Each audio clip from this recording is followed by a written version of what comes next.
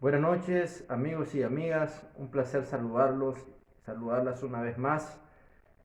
Cada vez realmente, como les digo yo, pues continúo con la serie de conferencias que he venido dando sobre las investigaciones que se han realizado.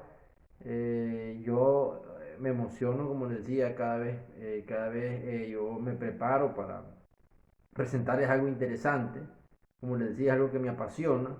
A mí me enamora mucho conocer cada día más. Se dice que cuando uno entra a estudiar lo que es la palabra del Señor y a profundizar, hay algo interno, dicen los sacerdotes, los teólogos y las personas que normalmente se revisten de conocer más del Señor, que le entra una gana a uno de saber cada vez más, pero no de saberlo solo por un tema de curiosidad o un punto de vista histórico. Es algo que no se puede explicar, es algo que se siente como una necesidad y con una necesidad de profundizar en el Señor y de seguir adelante y es como un río sin fondo que fluye, fluye, fluye y llegar a ese momento, lo que dice no he entendido es que el Espíritu Santo está trabajando en cada quien. Yo no sé si estoy en ese momento, pero sí siento cada día más una necesidad de aprender cosas nuevas, pero no solo quedármela, sino también de entregarla, porque las cosas del Señor no son para quedárselas, ¿no? El Señor formó comunidades y la palabra de Dios es para vivirla en comunidad. Por eso es que a veces hay una disyuntiva de qué es primero, si la escritura o la iglesia. Entonces, trato a colación de esto porque como vamos a ver, aunque el Antiguo Testamento ya existía desde antes de la venida del Señor, todos sabemos que es toda la historia desde Abraham. En el Nuevo Testamento, que es de Jesucristo, todo el testimonio de Jesucristo, que es de los cuatro evangelistas que vamos a hablar hoy, se comenzaron a escribir en los años 50, 60 después del Señor. Es decir, que una vez que el Señor sube al cielo, resucita, pasan 50 años donde no había, sí habían escritos, pero eran escritos dispersos. Y estaba nada más la tradición oral, el testimonio, pero no estaba el Nuevo Testamento, los libros que hoy tenemos. Entonces ellos pasaron 50 años eh, conociendo al Señor por el testimonio, porque había gente que lo conoció, o habían discípulos de Juan, discípulos de Mateo, discípulos de Pedro. Entonces, entre ellos el conocimiento oral, la tradición oral, se iba transmitiendo de uno en uno. O sea, es un relevo, así como hay gente que conoció al Padre Pío y si hablan de él, hay otros que conocieron, en el caso de nosotros, al Padre Dorico y se está hablando de él, pues gente que lo conoció y que todavía existe en San Rafael. Entonces, claro, mientras alguien escribe todo eso, está la tradición oral, lo que se dice de él. Y cuando viene de gente seria, es una tradición verdadera. Entonces, ellos se reunían y no estaban en el Nuevo Testamento aún. Y por eso es que se le va a hablar de los evangelistas. Entonces, a propósito de esto, en la última sesión, ya sabe que el enfoque son los evangelistas, que como les dije son cuatro. Estamos hablando en este orden, San Mateo, San Marcos, San Lucas y San Juan. Eh, Esto es importante, sobre todo porque la mayoría de los católicos no hay que ocultarlo, casi no nos acercamos a la escritura del Señor. Creo yo que el Concilio Vaticano II dio apertura a los laicos para que hubiera mayor involucramiento y mayor acercamiento a la escritura. No creería yo que en pasados hubo una mala intención de que cualquiera persona se acercara, más bien era no mala intención, sino un temor de que alguien no entendiera muy bien algunas cosas. Entonces, por eso es que se sostiene de que todos somos capaces, pero siempre tenemos que tener el apoyo del magisterio, que son los que nos pueden guiar en ciertas cosas, ¿verdad? Pero como les decía yo, el Nuevo Testamento es bien, es sencillo, es claro, ¿verdad? Y hay que enamorarse. Y también el Antiguo Testamento es muy importante porque hay un vínculo, y de eso les quiero hablar hoy, el vínculo que hay. No son dos historias delindantes, no, la Biblia es un todo, es un compendio de libros. Entonces, entre el Antiguo y el Nuevo hay un vínculo, y de eso les voy a hablar también hoy. Interesante como en esta semana, que yo ya les comencé a hablar un poquito en lo último, yo les hablé un poco de cómo era el ambiente y cómo eran las instituciones y la sociedad en esa época, cuando les hablé de fariseos, saduceos, los escribas, los levitas, los celotes, los publicanos. No les voy a repetir hoy de nuevo el concepto, ya se lo expliqué en la sesión pasada, que espero que la hayan visto, pero bueno, solo se los menciono. ¿Y por qué? Es para que todos sepamos el entorno social, es lo que le llama el análisis antropológico, que siempre es importante cuando analizamos la historia. Y recordemos que la Iglesia Católica, de hecho, el método que más escoge para analizar la Biblia es el método histórico crítico. Entonces hubo un contexto histórico y eso es interesante saberlo. De hecho, muchas de las informaciones que se maneja es por la tradición oral, no está todo en la Biblia. Y lo otro es que hay muchos supuestos y la historia como tal enriquece lo que dice la Biblia. A mí en lo particular, había un sacerdote en mi pueblo, muy conocido, se llamaba el Padre Tacho. El Padre Tacho a veces, a muchos, lo soy sincero, decían que lo aburría un poco. Él era español y él en España, además de ser sacerdote, era profesor de la universidad. Entonces él sabía historia, o sea, la historia universal, él sabía, entonces a mí me gustaba la misa de él, aunque hablaba como ya era un ancianito, un poco bajo y rápido, nunca perdí el acento español, pero yo trataba de entender y concentrarle porque cuando él daba la homilía, explicaba el evangelio, él no se quedaba con lo que decía el texto, simplemente que él, como era historiador, él se iba a hablar del contexto y te comenzaba a relatar, por ejemplo, en esa época, pues hay cosas que hay que entenderlas, porque el que no entiende la Biblia, por ejemplo, dice que es machista, pero no podemos hablar de eso si no conocemos el contexto histórico de ese momento y traer a colección o traspolar eso ahora. Es un craso error y eso lo saben los grandes historiadores y los grandes analistas. Tenemos que conocer el entorno, las costumbres, el análisis antropológico de esa época y no podemos extrapolarlo. Entonces, ¿qué pasa? Si alguien, sobre todo en el Antiguo Testamento, va a decir, no, este es machista, comentarios que todos lo escuchamos en el día a día. No, porque es machista, porque dice esto y lo otro. No, papá, hay que profundizar más. El Padre Tacho me gustaba porque él se iba más allá y te explicaba el contexto, a qué se dedicaba la gente en esa época, cuáles eran sus costumbres, sus valores, y después aterrizaba en homilía. Entonces uno se hacía el panorama, se imaginaba y entendía el pasaje. O sea, él iba más allá, claro, por sus conocimientos que tenía. ¿Ah? Era un historiador nato y por eso me gustaba. Tal vez por muchos no, porque tal vez decían se extendía mucho, pero depende de cómo vos te concentrás y lo que querés saber. Pues como yo siempre me ha gustado conocer y conocer y conocer de las cosas bastante, a mí me gustaba y me gusta muy bien la gente que profundiza y va más allá. Entonces, siempre es algo paralelo. Hay gente en la vida que se dicen que unos que son ateos, otros agnósticos, y que llegan incluso a sospechar de que si los relatos incluso del Nuevo Testamento son reales o no. No hay que negarlo. Todavía en esta época hay gente que duda incluso de la presencia de Jesús y que pudieran creer que esto es pura novela. Bueno, entonces ahí es cuando hay que estudiar más para poder jugar. Hay un historiador judío que no es cristiano, es judío, que se llamaba Flavio Josefo. Eh, pues, cualquiera que quiere saber de historia se va a buscar historia de los judíos y va a estar de cajón Flavio Josefo. Flavio Josefo habla de Jesús. Obviamente que no habla un montón porque como él es judío, pues obviamente, y Jesús criticó. Él era judío, era su raza, pero lo que criticó fue a las autoridades religiosas de esa época.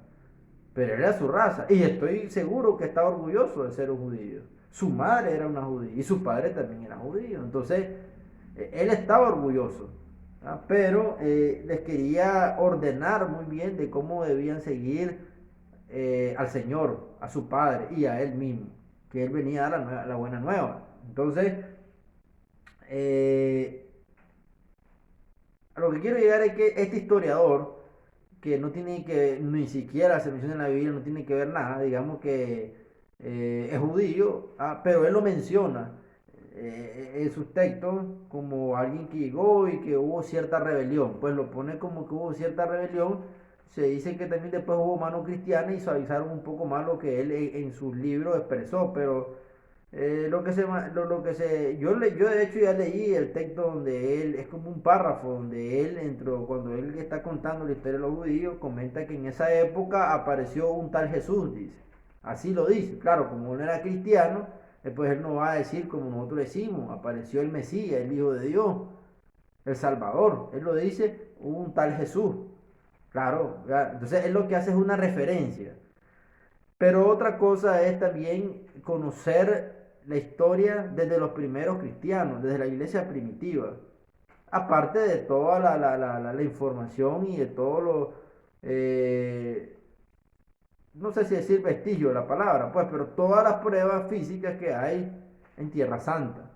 Pero bien, mi intención no es esa. Nosotros tenemos el cristiano, está seguro que Cristo es el Mesías, el Hijo de Dios, y que está entre nosotros, que Él vino, que Él murió por nosotros para salvarnos del pecado de la muerte y que resucitó y que está entre nosotros y que viene su segunda venida, que es la parucía, que Pablo siempre lo dijo, Pedro y todos sus apóstoles.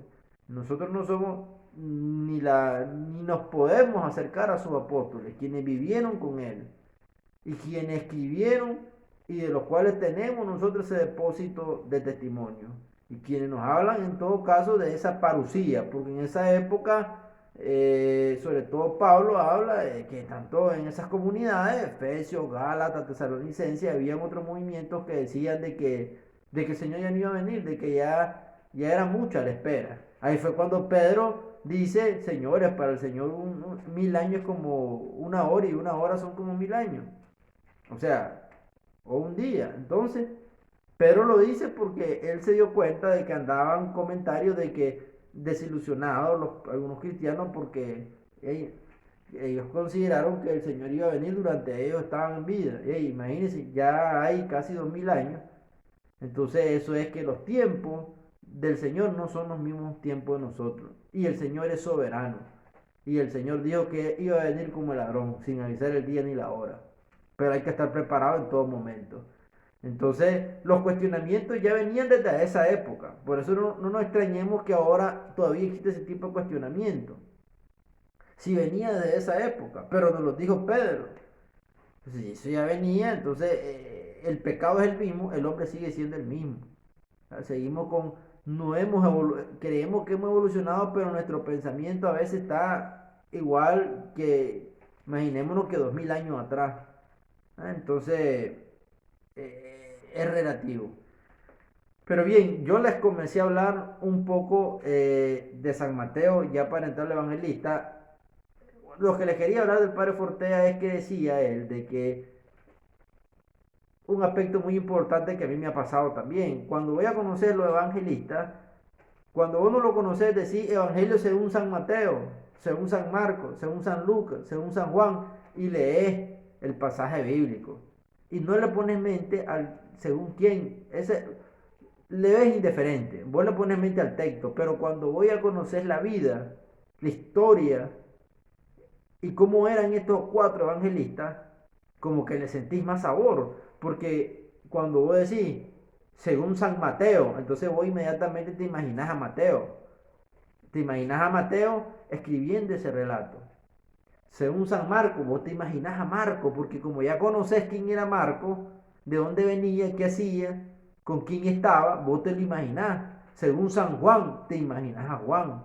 Según San Lucas, te imaginas a Lucas. Entonces, en tu cerebro se hace ese mundo más cercano, le sentís más sabor, tanto a la palabra, que es la maravilla del Señor, obviamente es lo más importante, pero conocer a estos hombres, la vida, por qué escribieron eso, en qué contexto y cómo lo hicieron, como que te llena, no sé, más sabor, le da un sabor muy especial a la palabra del Señor, un sabor muy especial. Entonces, ¿qué les puedo decir? Eso es lo que se pretende con estas charlas, que todos nos enamoremos y que de repente en la próxima, cuando diga según San Mateo, ustedes todos nos imaginemos a Mateo. ¿Quién era Mateo? ¿Por qué escribió así? O sea, siempre el ser humano quiere conocer al que escribió algo porque uno se lo imagina y se lo trae a la mente. Y eso es lo que pretendemos con esto. Eso precisamente el padre Fortea, que acaba de dar una charla de este que se llama los cuatro, ¿por qué los cuatro evangelios? Él hablaba de eso que le pasaba a él. Antes lo mencionaba y una vez que él profundiza, ya cambia. Y eso me pasa a mí y eso ojalá que nos pase a todos. Lo otro que mencionaba él y que también es interesante es que, por eso les hablé yo del contexto y le hablo de Flavio Josefo y de esa época. Porque dice que hablar de los cuatro evangelios, dice el padre Fortea, es como una misión policíaca. ¿A qué se refiere? Ok, una misión policíaca es alguien que llega y comienza a desarrollar una investigación para reconstruir los hechos. Entonces, estudiar al evangelista es ir a la escena, retroceder al entorno de ellos, quiénes eran y todo. Es como volver a esa escena de los hechos. Entonces, él por eso dice es como una actitud policíaca. ¿Ah? Y eso nos llena de mucha más información. Entonces, quería solo mencionar esos dos aspectos. Bueno, yo les comencé a hablar un poco de San Mateo. Pues San Mateo se cree que él comenzó a escribir en los años 40 y 50 después de Jesucristo. Quiere decir que, como les decía yo, Jesucristo parte al cielo, a donde el Padre, y aquí quedan los apóstoles con una misión de diluir el Evangelio. Y otros discípulos que lo conocían se siguen congregando, siguen las mujeres que andaban con él, como María Magdalena, y cada apóstol agarran por su lado y ellos forman sus discípulos que se acercan a ellos y comienzan a ver iglesias de un lado a otro. Entre ellos, aunque no era apóstol, era discípulo, está San Pablo. Como que San Pablo no es apóstol. De hecho, San Pablo no fue de los 12. Eh, Después que Cristo fallece es cuando él iba a Damasco a apresar a los cristianos, pero el Señor lo convierte porque él tenía una misión para él importante. Entonces, ellos comienzan entonces, ¿cómo ellos enseñaban? Obviamente no estaba, no había nada escrito. Sí habían escrito, e incluso lo decía el padre Fortea, que cuando el Señor enseñaba, después, durante él enseñaba, había quienes escribían algunas frases importantes del Señor. Incluso después que él subió al cielo, siguieron escribiendo algunos, pero andaban dispersos de un lado por otro lado, dichos del Señor, porque eran dichos que los impresionaban a todos. Pum, pum, apuntaban, pum, pum, apuntaban. O sea, andaban un montón de escritos dispersos. Incluso la genealogía del Señor se encontró una y después se dieron cuenta que estaba otra en Siria. Una estaba en Jerusalén y después hay otra genealogía de él en Siria. Porque era una costumbre de los judíos que el hijo primogénito tenía la genealogía de sus padres, de sus abuelos y todo atrás. En este caso, José, el papá de Jesús, él era el primogénito, entonces él tenía su genealogía. Y se cree que él se le entregó a Jesús. Y que Jesús, obviamente, María tenía el resguardo y ahí se cree que tenemos conocimiento de la genealogía de él. Entonces lo que les quiero enseñar es que en ese contexto, bueno, estaban dispersos. 40 años pasó así. Pero venía Pedro y les hablaba a la gente, no necesitaba escrito porque él era su apóstol, era uno de los más cercanos. Entonces Pedro les hablaba de Jesús. Y es como que alguien tiene un amigo y comienza a hablar de él. No, Jesús era así, Jesús decía esto, ese era su mensaje. Una vez, ¿por qué no? Creamos que Pedro contó, estaba el mar fuerte, miramos una sombra y nos dijo que era él. Yo quise caminar, me dijo que sí, yo caminé en el mar, pero de repente dudé y me comencé a hundir. Me imagino yo que Pedro hablaba en primera persona cuando él le contaba a sus discípulos las anécdotas, las historias reales del Señor. Todos los pasajes bíblicos, las parábolas, ellos se las decían a sus discípulos de manera verbal. Esa es la tradición oral.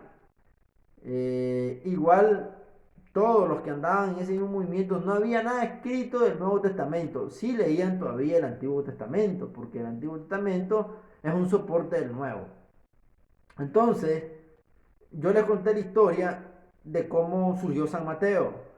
La historia de cómo el Señor, cuando San Mateo se hizo apóstol, pasó de ser un publicano, abandonó su vida basada en el dinero, porque los publicanos basaban mucho su vida en el dinero y en la ganancia, para ir a buscar otro tipo de vida, la vida espiritual, la vida eterna, la vida al lado del Señor. Entonces, él nunca se imaginó de la gran utilidad que iba a ser. Claro, era un hombre que el recaudador de impuestos, posiblemente tenía ciertas habilidades con los números que no necesariamente tenían los otros. Y tenía cierto nivel académico que a lo mejor no tenían otros apóstoles. Entonces comienza a ver la preocupación de cómo unificar todo lo que andaba regado, todos esos dichos del Señor y todas esas frases, más lo que él, porque Mateo era apóstol del Señor. Como yo les decía, de los 4 evangelistas, 2 eran apóstoles y los otros 2 no. Es decir, San Mateo y San Juan eran apóstoles o fueron apóstoles de Jesús. Pero San Lucas y San Marcos no fueron apóstoles. Entonces son 4 evangelistas, 2 de los cuales fueron apóstoles y los otros 2 no. Ah, entonces a eso es a lo que vamos. El primero en escribir fue San Mateo. Él, basado en sus habilidades, en su conocimiento, comienza y posiblemente, y esto lo dice el padre Fortea, aunque él es el que escribe, pero no toda la fuente de la información era de él. San Mateo estaba en Jerusalén. Él era judío y él estaba en Jerusalén. Y el conocimiento que se tiene es que el Evangelio de San Mateo fue escrito en Jerusalén. Y él tuvo contacto con todos los apóstoles. Entonces él tomó la información de cada uno, porque aunque todos eran bien unidos los 12, a lo mejor pasa como nos pasa hoy, que hoy vemos un hecho, pero cada quien ve algo adicional que no vio el otro y así va. Entonces el primer trabajo de él fue conversar con sus compañeros y ver, mire, esto fue así, ¿se acuerdan? ¿Ustedes qué? Y desde luego uno comentaba, sí, pero mira tal cosa, entonces él agregaba y comenzó a hacer eso. O sea, él hizo el primer compendio. Y eso para la iglesia fue algo muy grande. Pero eso fue 50 años después de que Cristo subió a los cielos. Es decir, pasaron 50 años sin Nuevo Testamento. Solo teníamos el antiguo. Y ahí hubo la tradición oral, la enseñanza oral. Y después, bueno, y también los escritos dispersos que se recopilan, se tiene información de los apóstoles y Mateo comienza a hacerlo.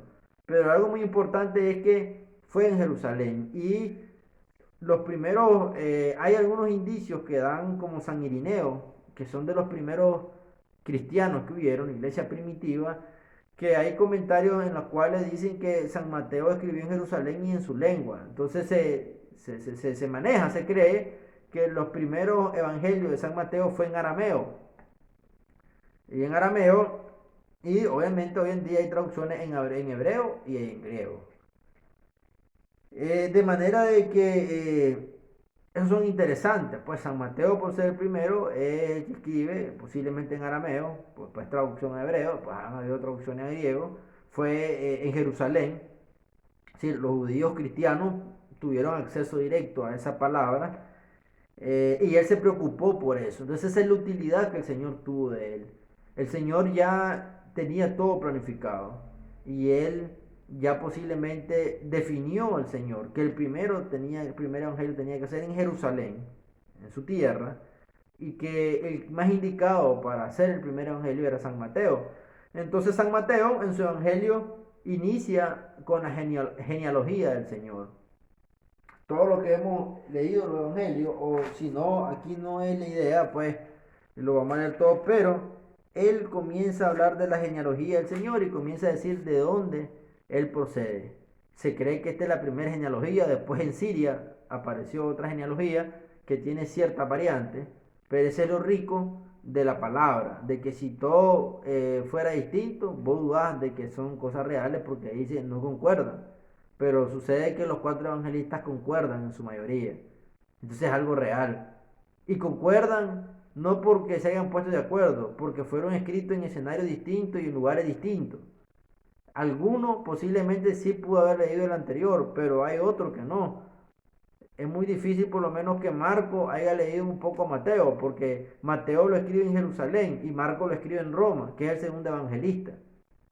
Ya Lucas, que es el tercero, sí posiblemente, aunque estaba en Antioquía, otra ciudad, otro contexto.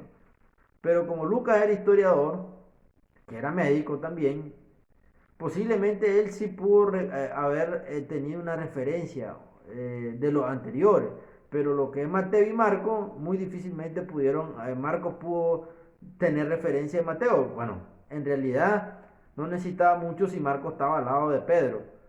Entonces ahí nomás, esto es como, por eso es que decía el padre Fortea, es como una investigación policíaca, porque cuando alguien está estudiando un caso en una escena, llama a los testigos, pero no los pone a que hablen los dos juntos, no, primero entrevistan a uno, después entrevistan al otro, y después ven si hay coincidencia en los hechos. Si hay coincidencia, ellos dicen, son reales, pues, coinciden, y si no, no, y de ahí, de esa investigación policíaca han salido más bien eh, muchas acusaciones porque ven que no hace sentido. Uno dice una cosa y otro la otra y se contradicen. Entonces, en este caso no. En este caso no hay contradicción entre los cuatro evangelistas. Los cuatro hablan de la vida de Jesús y ninguno de los cuatro se contradice. Y está comprobado que los cuatro no estaban juntos cuando la escribieron. Fueron escritos en momentos distintos y en lugares distintos. Y los cuatro coinciden. Hay cosas distintas entre ellos, pero no es que sean distintas, es que hay agregados, obviamente porque son cerebros, mentes distintas y cada quien tiene un enfoque distinto. De aquí yo me acuerdo, de aquí viene lo que le voy a dar después de una teoría de Santo Tomás de Aquino. Él, bueno, después les quiero comentar, lo que no quiero perder la idea es de San Mateo. Lo importante de San Mateo es que es el primero que escribe de Jesús, la vida de Jesús, el Nuevo Testamento. Él agarró todo eso que estaba disperso y lo une y comienza a escribir en uno solo. Y en él nace, bueno, Dios, el Espíritu Santo lo ilumina para que haya un orden. Y él empieza a hablar de la genealogía del Señor. De ahí viene lo que conocemos de dónde viene el Señor. Desde Abraham. Por lo tanto, eso el padre Fortea decía, ¿cómo ha de haber sido en esa época para los primeros cristianos conocer la genealogía del Señor, saber que era uno de ellos, era un judío, venía de Abraham? Y toda su historia para los judíos es súper importante, toda la genealogía, el legado. En estas sociedades ahora ya no, pues. Muchos jóvenes vuelven a preguntar, ¿y quién era tu abuelito? ¿Y de dónde era? ¿Y tu bisabuelo? Y no sabemos. Yo me puedo incluir en ese paquete, pues. Pero en esa época no, y menos para un judío. Tenía que saber desde muy atrás de dónde venía el vínculo, ¿verdad? Es parte de la cultura. Por eso les digo, hay que conocer la cultura. No es culpa nuestra nosotros que no tengamos eso. No es costumbre de los occidentales. Pero la cultura en esa época, en esa zona, sí era esa. Y por eso es que gracias a eso tenemos la genealogía del Señor. Después Mateo comienza a hablar del nacimiento del Señor, muy distinto a otro evangelista que se saltan, no hablan de la genealogía.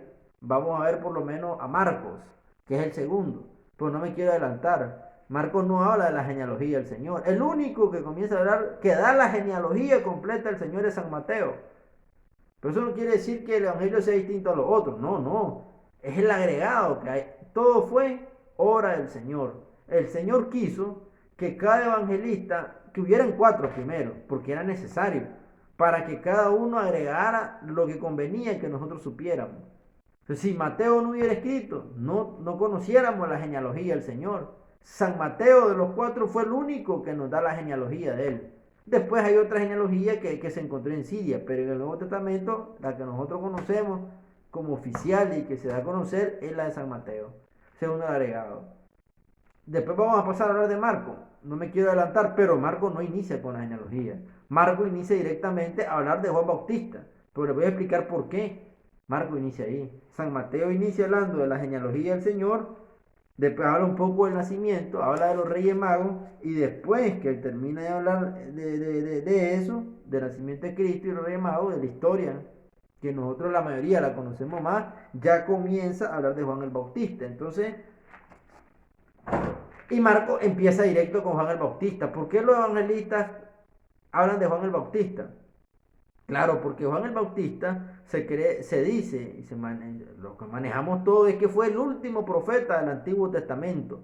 Juan el Bautista es como el hilo conector entre el Antiguo y el Nuevo Testamento. Recordemos que cuando María se da cuenta que el Espíritu Santo le habla y que ella va a esperar a un niño, que es a Jesús, el niño de Dios, a Emmanuel, ella se da cuenta que Isabel, su prima, ya está embarazada. Entonces, Juan el Bautista nació antes. Entonces, y Juan el Bautista incluso inició a predicar antes de que Jesús comenzara a predicar. Pues todos sabemos que Juan el Bautista bautizó a Jesús. ¿Y por qué con él inicia la mayoría evangelista? Porque fue Juan el Bautista. Estamos hablando de la historia de por qué el evangelista lo anuncia. Porque Juan el Bautista fue el que anunció que venía el Señor, que venía Jesús.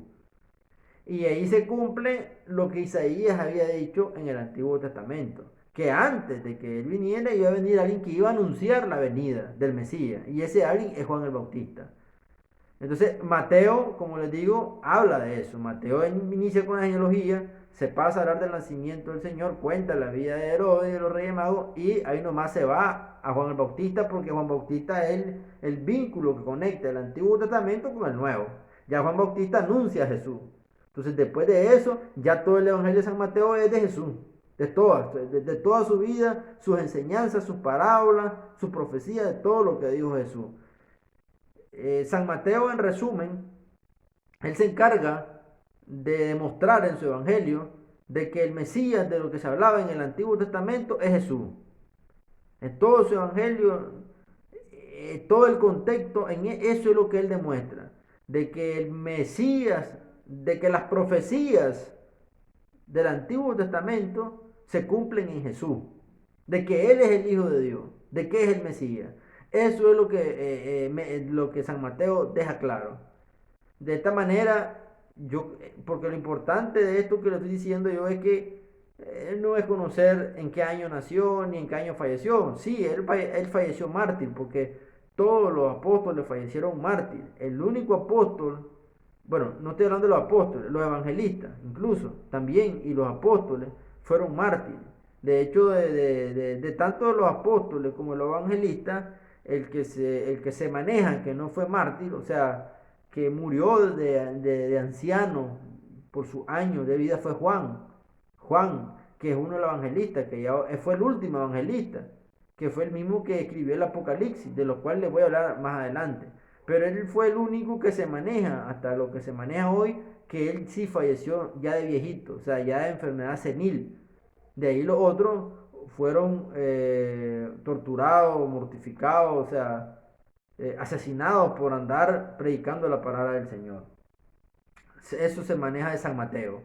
Lo importante es ver que lo más importante es que cuando hablemos de San Mateo, ahí nomás sepamos que era un hombre que era un publicano, un pagano, un hombre que era ambicioso al dinero, porque ese es el contexto. El publicano era ambicioso, era un cobrador de impuestos, materialista.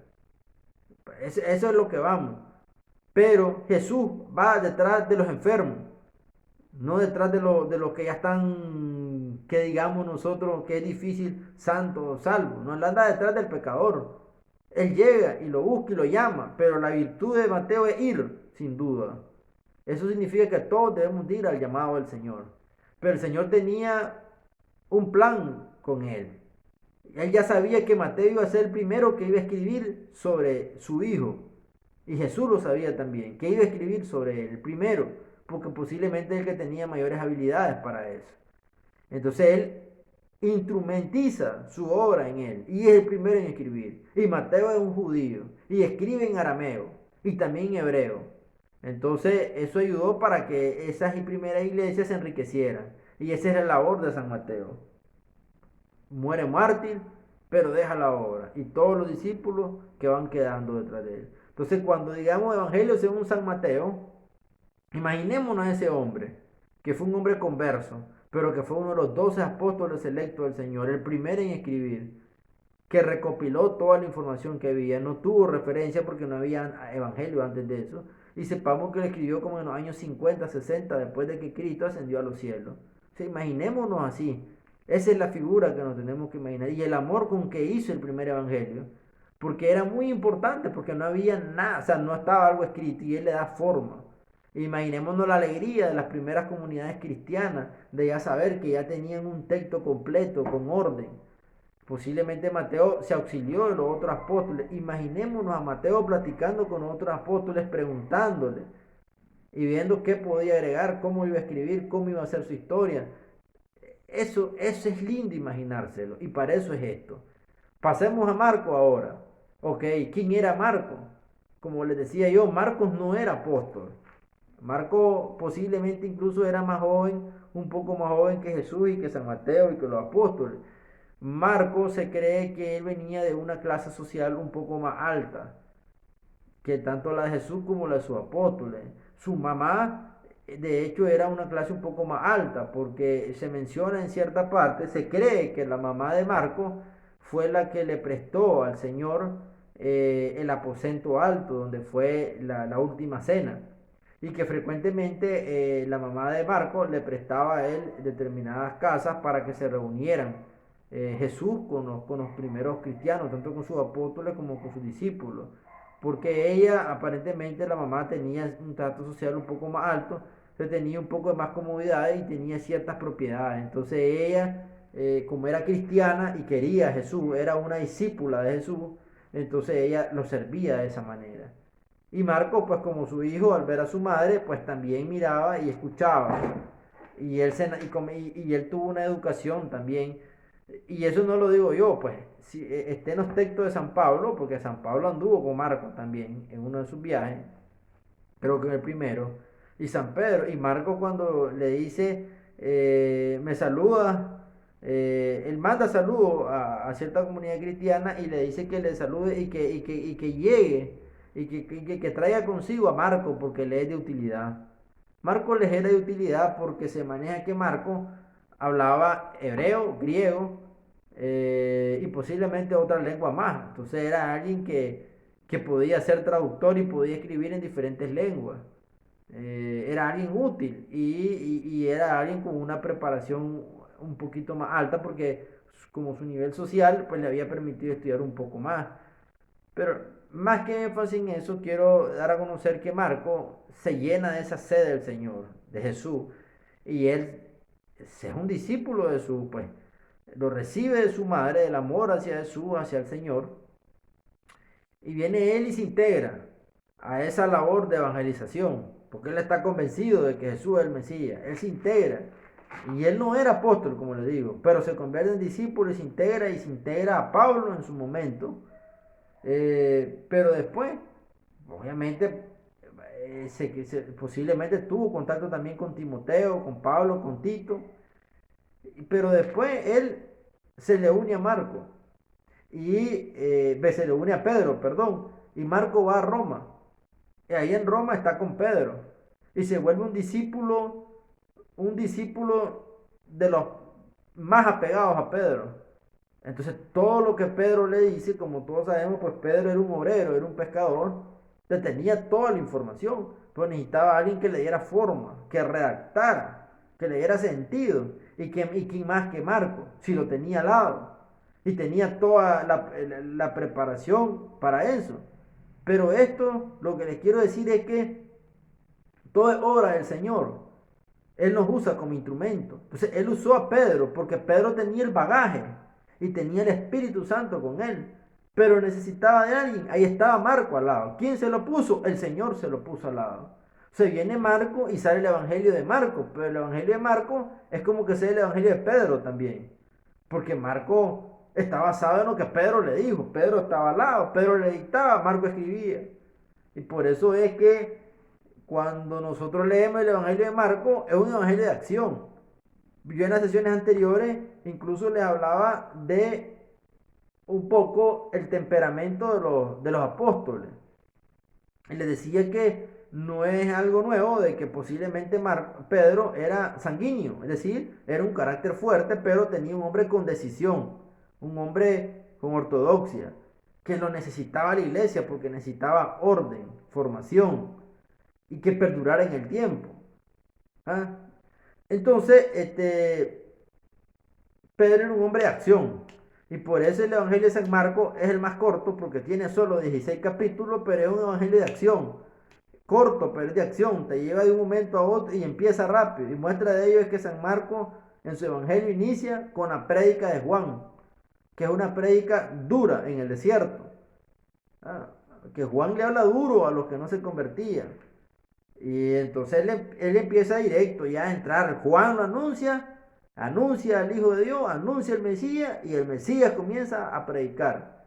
Marco va rápido, va directo. Se menciona que de hecho por estar con Pedro es uno de los evangelios más arcaicos en el sentido de los términos que usa. Es bien original y es arcaico por los términos. Eh, y te enamora, pues te cautiva, te mantiene en todo el evangelio, no sé si la palabra es decir tenso, pero te mantiene concentrado, te traslada un momento de un escenario a otro. Entonces, ese era Marco. Y ese fue el contexto. Entonces también fue un instrumento del Señor. El Señor aprovechó su conocimiento y sus habilidades, que era un hombre de 2 o 3 lenguas. Entonces, podía traducir y podía predicar en diferentes lenguas y traducir y entender y servirle a Marco y a servirle a Pedro como traductor y explicarle muchas cosas y darle forma a todo lo que Pedro sabía, pero necesitaba materializarlo. Ahí está un hombre que sabía de redacción y de literatura. Ahí estaba Marco. Y ese es el Evangelio de Marco. Y así inicia, hablando de Juan el Bautista. Un evangelio de acción. Ustedes con solo iniciar, con solo ver cómo inicia un evangelio, se dan una idea de cómo era el contexto y la persona que le está escribiendo. Y miren lo que dice Marco. Dice, predicación de Juan el Bautista. Así inicia el evangelio con lo que decía Juan. Marcos relata lo que decía Juan. Ahora, Marcos no conoció a Juan el Bautista, no Juan el apóstol, a Juan el Bautista.